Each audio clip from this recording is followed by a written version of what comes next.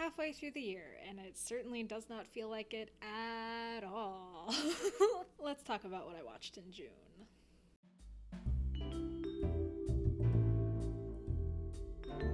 So, for June, I watched a whole bunch of things. I actually ended up watching more movies this month than I thought I would. I ended up watching, I believe, 6 new films this month.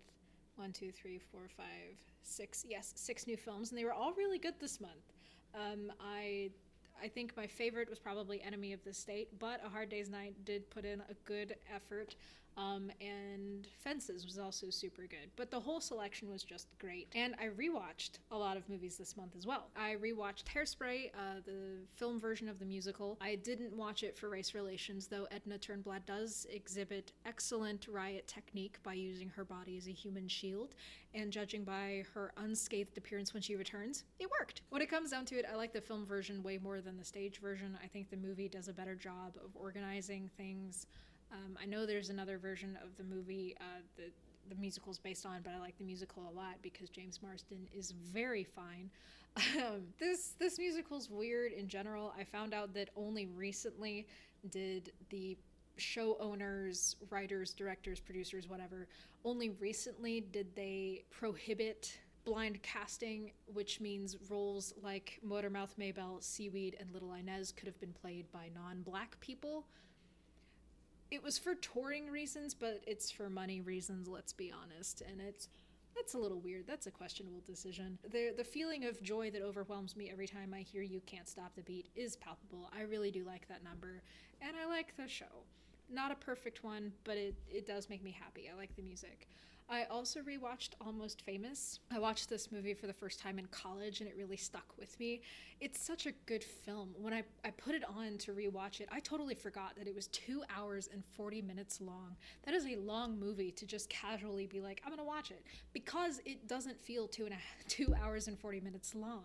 Hi, baby. Doesn't feel that long. It does such a good job of telling the story and framing everything. And so rewatching it, every feeling that I had the first time just dug in so much deeper. If you look up precocious in the dictionary, you get a picture of Patrick Fugit in this movie. He perfectly plays wide-eyed innocence without letting it fall into naivete, and he's just so good.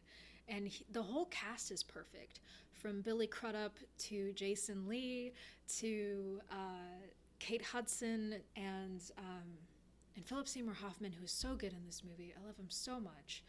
And Frances McDormand is also fantastic. And even Zooey Deschanel just plays so against type in this movie. She's really good. Before I give this next point, as an extreme disclaimer, I am very happy with my life. I am very happy with the way I was raised, very happy with my boyfriend. I love him very much. I would never trade him for anything in the world.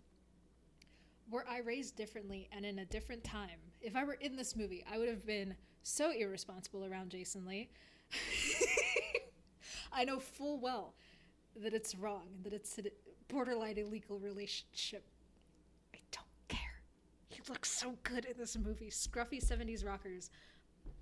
It's a sin, but I don't care. I love this movie so much. I could have been very irresponsible, but I know better. I also watched Tropic Thunder. Honestly, the best parody movie about Hollywood since Blazing Saddles. I think those films are comparable. Every single actor is perfect, and every single detail in that film is perfect. I think Jay Baruchel and Brandon T. Jackson are the underrated parts of this movie, but they are the ones who tether and ground the comedy from Ben Stiller, Jack Black, and Robert Downey Jr., and without them, I think the film loses some of the magic. But because they function as straight men, so to speak, they end up making Stiller, Black, and Downey a lot funnier. But I am also a huge fan of the Nick Nolte and Danny McBride subplots. I feel like if I were in a type of movie like this, I would want to be Danny McBride's character because he's having so much fun.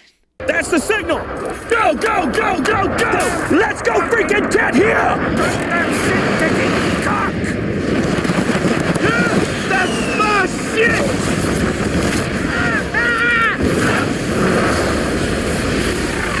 Mother Nature just pissed her pantsuit!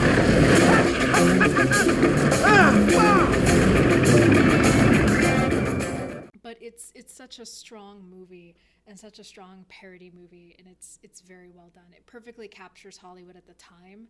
And I think it does a really good job of pointing out a lot of little hypocrisies along the way while throwing in some really good references to other movies like Apocalypse Now. The movie's more akin to Hearts of Darkness than Apocalypse Now, but it definitely captures that energy, and it's so good. I love the movie so much. I have to be very careful about who I tell I find that movie really funny, because that tells a lot about me, honestly. And I also watched Dreamgirls. I think this movie is underrated when it comes to the discussions about movie musicals. I hardly ever see it, but I think because it is an okay one. It's not super good or super bad, but it's competently made.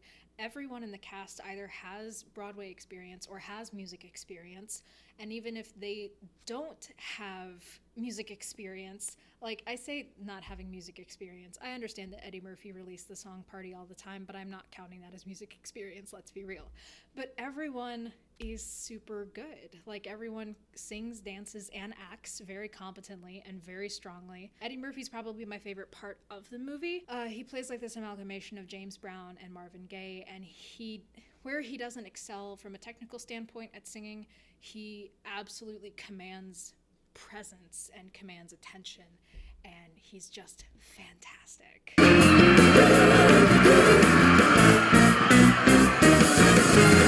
Time to bring up the lights! Yeah! Well, let's see which one of these girls going home with Jimmy tonight. Yeah! I got a nice, warm bed waiting on you. Jimmy, my bed. All right now, come on now. Who wants to sit on Daddy's lap? I'll allow that too. Beyonce, Anika Noni Rose, and Jennifer Hudson are immaculate as the prime trio. Beyonce even holds her own from an acting standpoint, and I wasn't really expecting that. She's really good. She's really good in this. I also watched Cowboy Bebop. My brother lent me the DVD to watch this. This is kind of a classic door opener of an anime where people who aren't exposed to it can enjoy it. It's so well done. From the opening 6 seconds when it kicks right into the theme song, that is such a powerful thing. It's so good. From like just a music and artistic direction standpoint, it feels super old school. I understand the show's like 20 years old at this point, but it's so well done. Jet is probably my favorite character. My man's built like a refrigerator. We're into it. But the whole ensemble is pretty good. I'm a little iffy on Edward, but I think she can be used well. Her final episode is really good, and the episode where she and Jet are running around together, that was a good pairing. I think she's one where it really matters who she's paired with. When she's by herself, her dialogue is kind of wonky. I'm not super into it, but I like her character design a lot, and I like how she can function. I think if they just dialed her back just a little, that would have gone so far to making her a really good character. My favorite episodes, I really liked the episode with Piero. That one was fantastic. There's an episode that focuses more on Jet. I really liked that episode. And the last 2 episodes, the show ends on such a melancholy gut punch. There's something intangible about the whole thing, but it's still so beautiful. The art is stunning. It's really well done, and it's only like 26 episodes. You can clear through it really fast. You can clear it in about 9 hours, I think. So it's definitely worth watching if you haven't seen it already, especially. I also watched 13th, Ava DuVernay's documentary about the prison system in America. It made me appreciate what documentaries could be. She beautifully threads a narrative from 1865 to today, and she uses songs to kind of punctuate and transition between eras, between administrations, and they use haunting graphics and even more haunting imagery to convey all of these, facts and history, and it's beautifully done. It shows how it isn't even just the prison system. It's not limited to that. It shows how it permeates everything. It affects our news coverage. It affects the products we buy, the organizations that fund our government. And it gave me an appreciation, like I said, for creating documentaries, for knowing how to bring in that information, organize it, hear voices from all sides of the issues. And if you're going to make a documentary, you should have some intent behind what you're showing and how you're presenting it. Otherwise, it's glorified reality TV. It's infuriating to see, but it is extremely necessary to see. It is on Netflix, and it is still free on YouTube. Go check it out. It changed so much of how I look at things, and it's so necessary to view, especially if you're trying to understand how America functions as a country and seeing just how deeply this corruption goes and how murals and rebranding products does not get to the heart of the issue at all. And then I also watched Citizen4, which is the documentary about Edward Snowden. I watched it after watching Enemy of the State because I wanted to learn more about what he did. And it's weird to me that the content can be so good, but the presentation can be boring. And that sounds weird to say, but it took me 3 sittings to finish the documentary. And part of that may just be that it's presented in a way that I'm not used to. When I watch documentaries, I'm used to historical footage, interviews, and infographics being intertwined together. And this one was more like, we are going to film everything Edward Snowden does up until releasing the information and the fallout afterwards. Maybe it's just because Edward Snowden is an analyst, he's not a presenter, he's a very average guy. He is not a performer, so he is not there to entertain us, and that's not what the purpose of the documentary was. And so seeing a different style of documentary was really neat. I think I just wished that, I wish it was a little more fear-mongery. It's weird, that's what I'm getting at, is like, this should be terrifying, gripping, edge of my seat sort of stuff because, oh my goodness, this is secrets. And it wasn't that there weren't moments where it was gripping, like when Edward Snowden tells the camera that his rent payment didn't go through, implying that the government had frozen his bank accounts.